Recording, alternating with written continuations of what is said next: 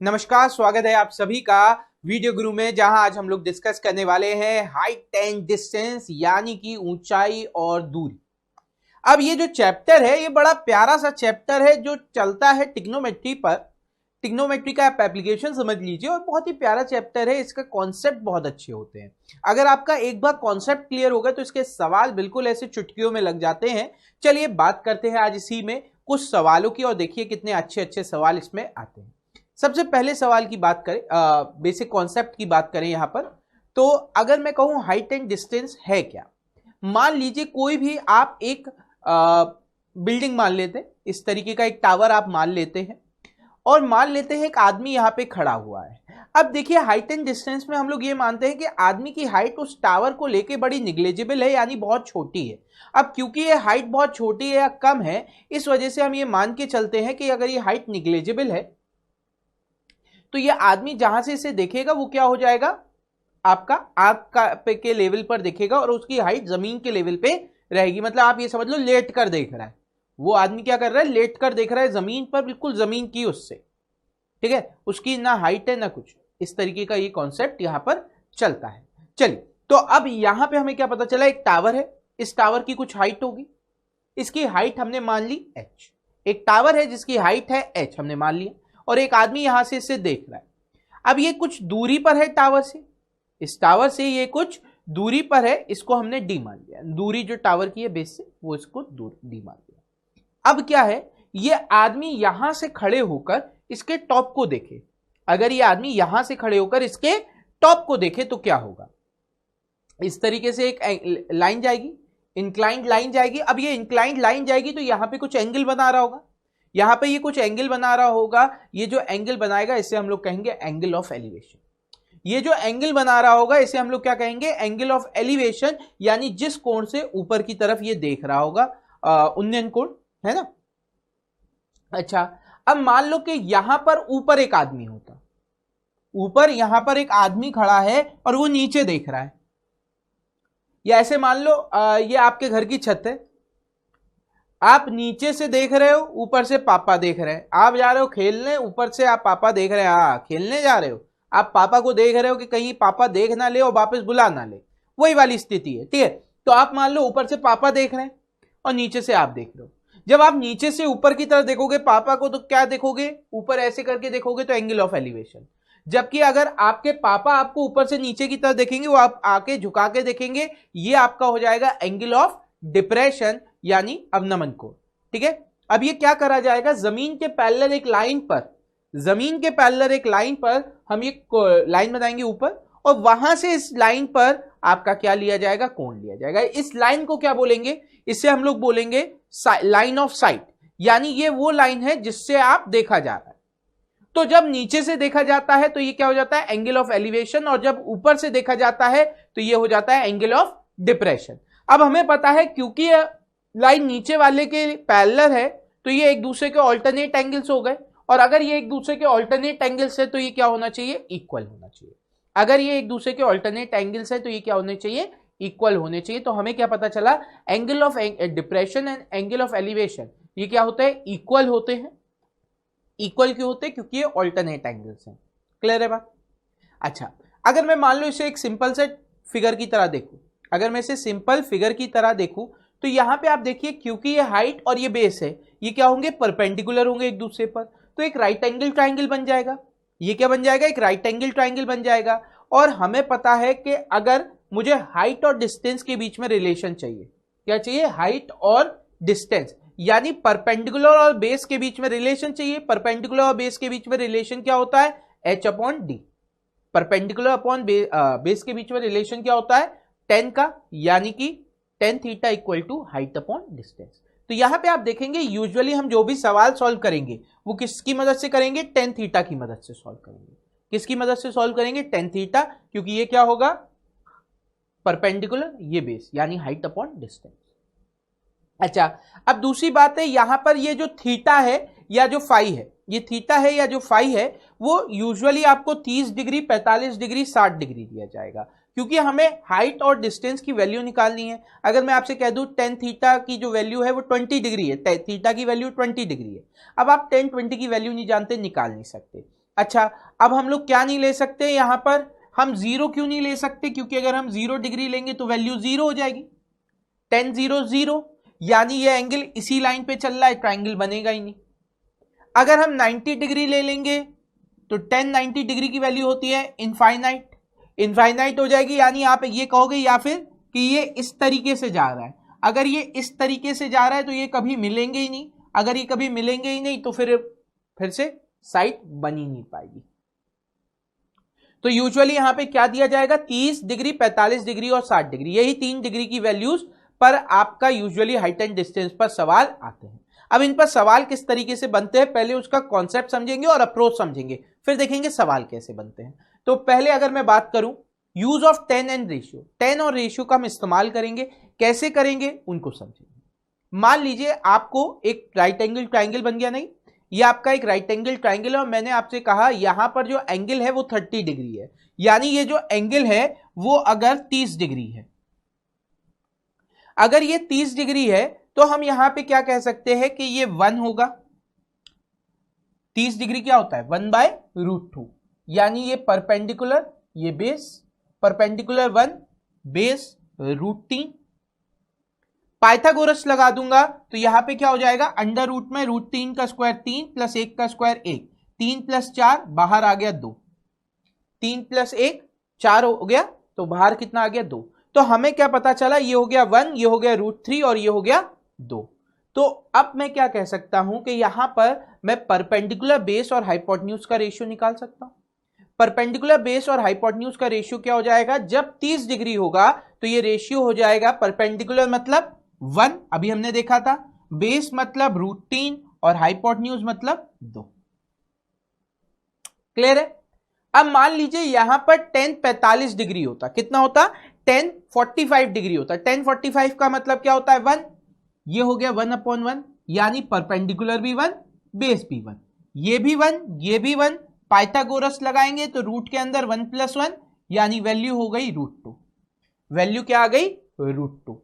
तो हम क्या याद रख सकते हैं यहां पर कि अगर 45 डिग्री हमें दिया गया है इसका मतलब 1 1 √2, 45 डिग्री का मतलब 1 1 √2।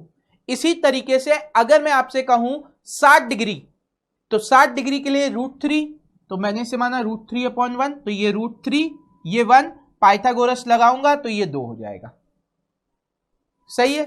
तब क्या हो जाएगा 60 डिग्री के लिए हमारा केस √3 1 और 2, यानी आपको ये बस रेशियो याद रखने हैं, 30 डिग्री 45 डिग्री और 60 डिग्री। अब अगर आपको ये 3 केस याद है 30 45 60, तो इस ट्राइंगल से रिलेटेड आपके जितने भी रेशियोज होंगे आप चुटकियों में निकाल लोगे। इस ट्राइंगल से रिलेटेड जितने भी आपके क्या होंगे रेशियोज होंगे आप बड़ी आसानी से निकाल लोगे।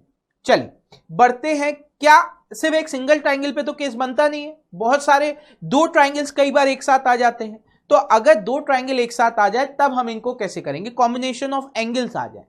तो पहला केस मैं मानता हूं जब ये एंगल्स एक ही साइड पे बन रहे हो, यानी इस तरीके की आपकी कोई फिगर बन रही हो, जहां पे क्या है आपके पास एक ट्राइंगल है एबीसी और दूसरा है इस तरीके से।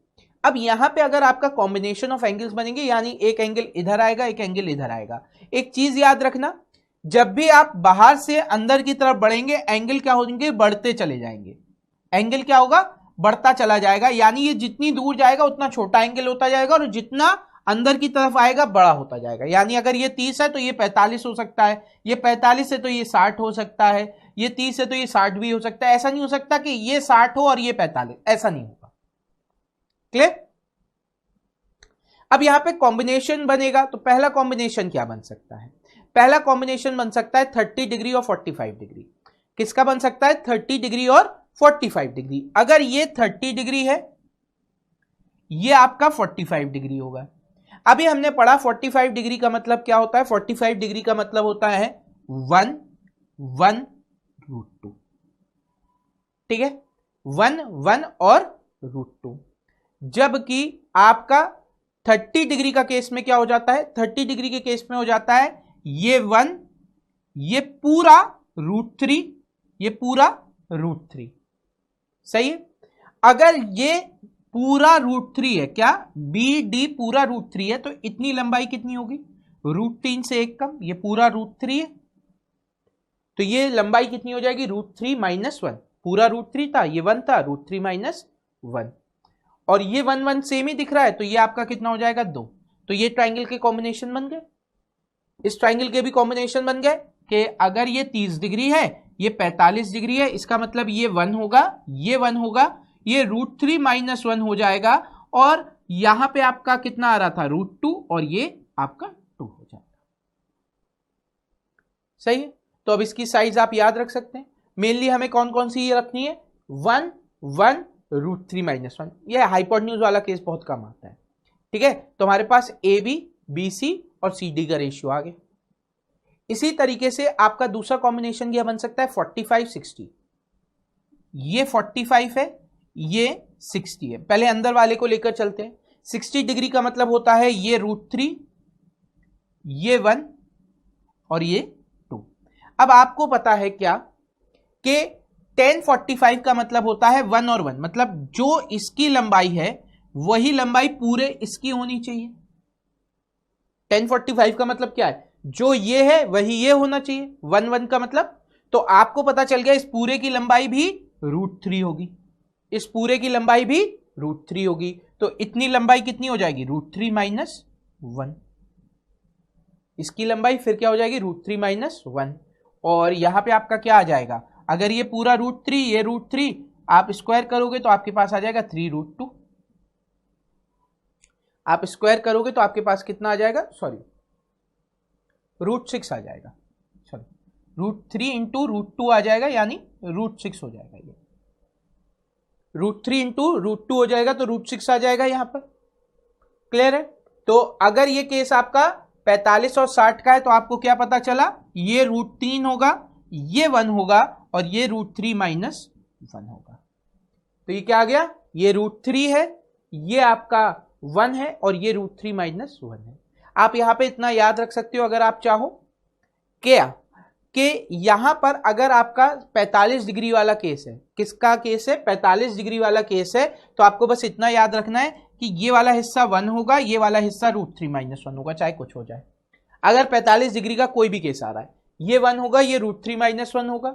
30 का मतलब क्या होता है, 1/√3, परपेंडिकुलर वहां पे 1 होता है, और 60 का मतलब होता है √3, तो हमें पता है वहां पे परपेंडिकुलर क्या हो जाता है √3, यानी ये दोनों वैल्यू फिक्स है। इसकी वैल्यू आप सीधे सीधे वही 30 और 60 की मदद से बता सकते हैं। क्लियर। अच्छा, तीसरा क्या हो सकता है 30 डिग्री एंड 60 डिग्री। तीसरा क्या हो सकता है 30 डिग्री एंड 60 डिग्री। तो आपको पता है ये 30 होगा और ये 60 होगा, ये 30 होगा तो ये 60 होगा, तो इस हिसाब से ये कितना होना चाहिए √3, और ये होना चाहिए 1, ये √3, ये 1। अब आपको पता है 30 डिग्री के हिसाब से ये 1 है और ये √3, तो आपको पता है 1 का ये √3 टाइम्स है, तो ये भी √3 टाइम्स होना चाहिए, यानी ये पूरा कितना हो गया 3। ये पूरा कितना हो गया 3। अगर ये पूरा 3 है तो ये कितना बचा होगा 2, 3 में से 1 हट गया 2, 3 में से 1 हट गया 2, तो 30 और 60 डिग्री के केस में रेशियो क्या हो जाएगा √3 1 2, क्या हो जाएगा √3 1 और 2। क्लियर है। तो यहां पे 30 और 60 डिग्री का भी केस आप बड़ी आसानी से बना लेंगे।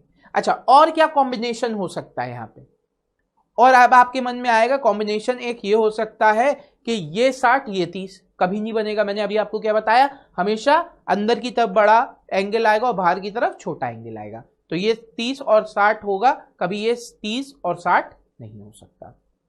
लेकिन क्या ये फिगर ऐसी ही है, इसके अलावा कोई और फिगर नहीं बन सकती? बिल्कुल, इसके अलावा भी फिगर्स बन सकती हैं।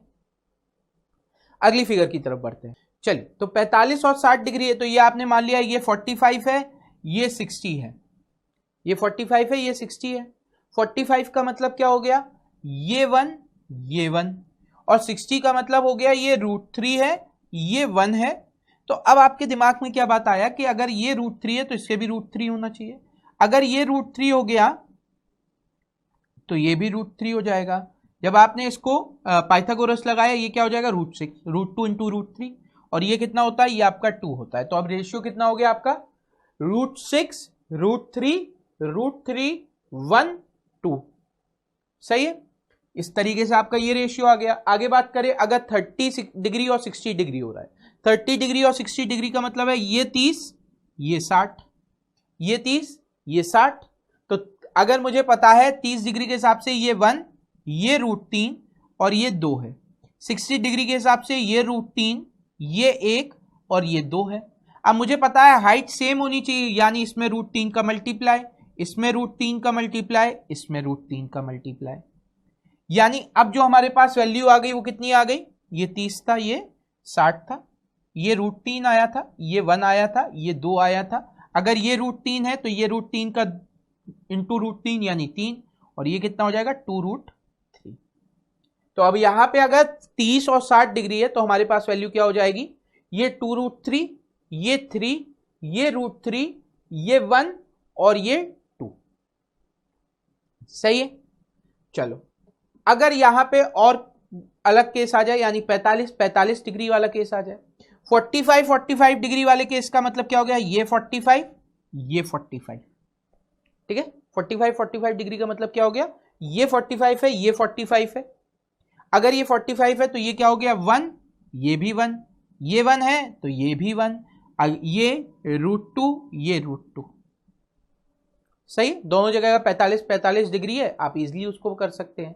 तो अगर ये 45 डिग्री है तो यहां पे अब रेशियो क्या हो जाएगा, √2 1 1 1 √2, ठीक है। तो अब यहां पे आप कहो कि सर अगर 45 हम इधर मान ले 30 इधर मान ले, फर्क क्या पड़ेगा, रेशियो क्या हो जाएगा, थोड़ा सा पलट जाएगा, रेशियो इसमें क्या हो जाएगा, पलट जाएगा। अगर मैं इसको 45 मान लेता, इसको 30 मान लेता, तो अब क्या हो जाता, ये 1 ये 1 ये √2 ये 1 ये आपका √3 और ये 2, रेशियो पलट जाता, लेकिन कॉम्बिनेशन सेम उसी तरीके का बनता, ठीक है। तो उस बात पे इफेक्ट नहीं होता कि 30 इधर माना उधर माना, कहीं पे भी मानो आपका कॉम्बिनेशन वही रहेगा और आपको ज्यादा इफेक्ट नहीं पड़ेगा। क्लियर है, सिर्फ आपको ये पता होना चाहिए रेशियो कैसे एक दूसरे पर इंटरडिपेंडेंट करते हैं। चलिए आगे बात करते हैं। तो अगली फिगर आपकी क्या आ गई, अगली फिगर आ गई, अभी तक हम लोगों ने क्या पढ़ा, अभी तक हम लोगों ने पढ़ा है कि किसी एक सरफेस को अगर हम दो अलग अलग पॉइंट से देख रहे हैं, किसी भी तरीके से, एक ही ऑब्जेक्ट को हम दो अलग अलग तरीके से देख रहे हैं, पहली बार जब दोनों एक ही तरफ से देखा जा रहा है ऑब्जेक्ट, और दूसरी बार जब वही ऑब्जेक्ट दोनों अलग अलग तरफ से देखा जा रहा है।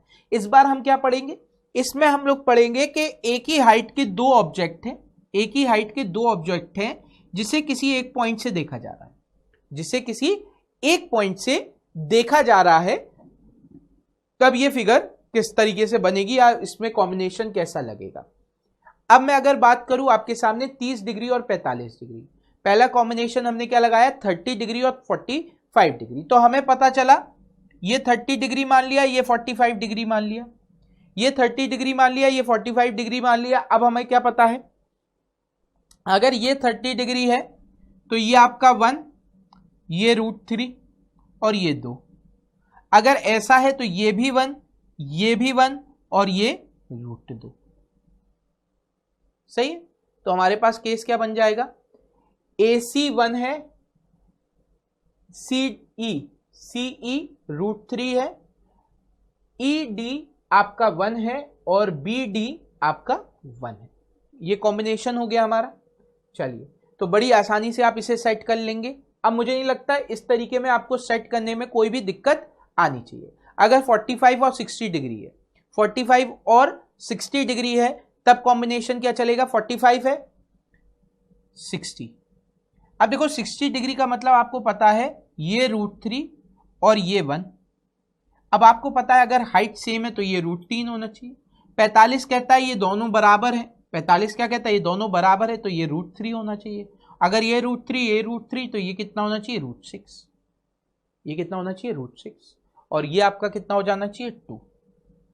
आगे आपके पास, तो अगर यहां पे हम देखें तो क्या हो जाएगा, AC √3, CE √3, ED 1 और BD √3। क्लियर है, तो ये हमारा कॉम्बिनेशन बन जाता है। इसके अलावा 30 डिग्री 60 डिग्री, 30 डिग्री और 60 डिग्री का कॉम्बिनेशन क्या हो जाएगा, तो अगर मैं मान लेता हूं ये 30 है, ये 60 है, तो ये आपका आना चाहिए √3 और ये आना चाहिए 1 और ये हो जाएगा 2। अब आपको पता है ये भी √3 होगा, तो यहां पे क्या हो जाएगा √3 का √3 टाइम यानी 3, ये आपका हो जाएगा 3 और यहां पे आपका कितना आ जाएगा, यहां पे आपका आ जाएगा 2√3। तो यहां पे आप देखिए ये कितना हो गया 13, यहां पे कितना हो गया 13 यानी क्लियर है। तो अब आप देखिए यहां पे भी आपकी फिगर बड़ी आसानी से बन गई। तो अब यहां पे रेशियो कितना हो जाएगा आपका, AC आपका हो गया √3, ये आपका हो गया 3, ये आपका हो गया 1 और ये हो गया √3। अच्छा, अब आपके मन में आएगा सर मैंने कहा इतनी कॉम्बिनेशन बहुत है, आप कहोगे सर 45-45 होता, 45-45 होता तो बहुत सिंपल हो जाता ना। देखो 45-45 होता तो ये 1 ये 1 ये 1 ये 1 सारी भुजाएं बराबर होती। 45-55 के केस में बराबर बराबर वाला चलता, कोई फायदा नहीं उसको समझने का। तो आपको क्या होता है बस मेनली ये कि याद रखना है कि अगर आपके पास एक ट्राइंगल है, अगर ये याद है तो आप बड़ी आसानी से कर सकते हो। 30 डिग्री का है तो ये 1 ये √3 ये 2। अगर ये 45 डिग्री का है तो ये आपका 1 ये 1 और ये √2। और अगर ये आपका 60 डिग्री का है तो ये √3 ये 1 और ये 2। और क्या करना है आपको परपेंडिकुलर अगर इक्वल करने हैं, देखो ध्यान से मैं इसको एक बार फिर से आपको बनाता हूं, आपको मजा आएगा इसको देखकर, ठीक है। अगर ये आपका क्या है 1 ये √3 और ये आपका कितना हो गया 2, ठीक है। ये 30 डिग्री का केस है,